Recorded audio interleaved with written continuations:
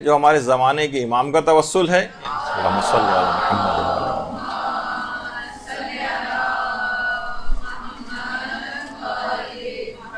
ان کا توسل بھی لازمی ہر دعا کے شروع میں اختیار کیا جائے۔ آیت اللہ بہجت یہ فرماتے تھے کہ اصلاح نماز پر ہی تمام ظاہر اور باطن کی درستگی کا انحصار ہے، یعنی جتنی آپ کی نماز اچھی ہوگی اتنی ہی آپ کی ظاہری اصلاح بھی آپ کی ہوگی اور باطن کی اصلاح بھی ہوگی۔ فرماتے ہیں نمازوں کو شروع کرنے سے پہلے حضرت حجت سے توسل اختیار کرو اور پھر نماز شروع کرو۔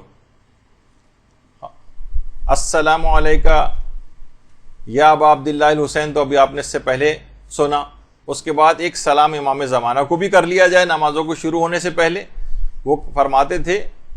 جو کہ زیارت جامعہ کا جملہ ہے نا، کہ بموالاتکم تقبل الطاعۃ المفترضہ، کہ آپ کی ولایت ہی تمام واجب عبادتوں کی قبولیت کا آپ کی ولایت کے اوپر انحصار ہے۔ تو وہ فرماتے تھے کہ ہماری تمام جو واجب عبادتیں بھی وہ بھی ولایت ہی کے ذریعے قبول ہوتی ہیں۔ تو امام زمانہ سے توسل اختیار کیا جائے، اس کے بعد پھر نماز شروع کی جائے۔ اور آیت اللہ کشمیری، آیت اللہ سید عبد الکریم کشمیری فرماتے تھے کہ امام زمانہ سے توسل پیدا کرنے کا بھی ایک طریقہ ہے، جیسے کہ ابھی آپ نے امام حسین کے سلسلے میں سنا۔ وہ فرماتے تھے ایک تو زیارت آل یاسین، اگر آپ دعاؤں سے پہلے آپ زیارت آل یاسین اگر پڑھ لیں، اور اس کے بعد ایک جملہ کہیں، المستغاث بک یا ابن الحسن والمستعان بک یا ابن الحسن، یہ جملہ کہیں، اور اس کے بعد کہیں یا صاحب الزما ادرکنی یا صاحب الزما اغیثنی۔ یہ جملہ اگر آپ کہیں تو فوراً حضرت امام زمانہ علیہ السلام سے توسل پیدا ہو جائے گا، اور اس کے بعد ان کے حوالے سے جو دعا کرنی چاہیں کریں اس جملے کو پڑھنے کے بعد۔ اور فرماتے ہیں کہ اگر زیارت آل یاسین بھی اس سے پہلے پڑھ لی جائے تو اس سے بھی ایک توسل پیدا ہو جاتا ہے۔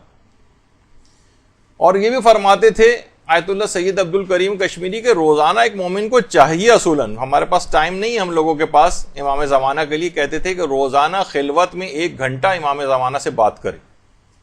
ان کے لیے ان کے بات کرنے سے مراد یہ ہے کہ ان زیارات پڑھے، ان کے لیے ان کی جو دعائیں ہیں وہ پڑھے، اپنی دعاؤں کے اندر بار بار ان کو وسیلہ قرار دے۔ 1 گھنٹہ خلوت میں امام زمانہ کے ساتھ ایک مومن، لیکن ہمیں بہت عجیب سا لگتا ہے، ہمارے پاس تو 5 منٹ بھی نہیں ہے امام زمانہ کے لیے، اپنی گفتگو میں ہم امام زمانہ کا تذکرہ نہیں کرتے، تو یہاں تک فرماتے تھے۔ تو اور بعض علماء تو یہ فرماتے ہیں کہ شب قدر میں اپنی تمام دعاؤں کو اگر انسان بھول جائے اور فقط صرف ایک دعا، حضرت حجت کے ظہور کی دعا اگر وہ شخص کر لے تو یہ اس کے تمام مسائل کے حل کے لیے کافی، کوئی اور دعا نہ کرے، نہ اپنے لیے نہ کسی اور کے لیے مثلا، اور فقط حضرت حجت کی دعا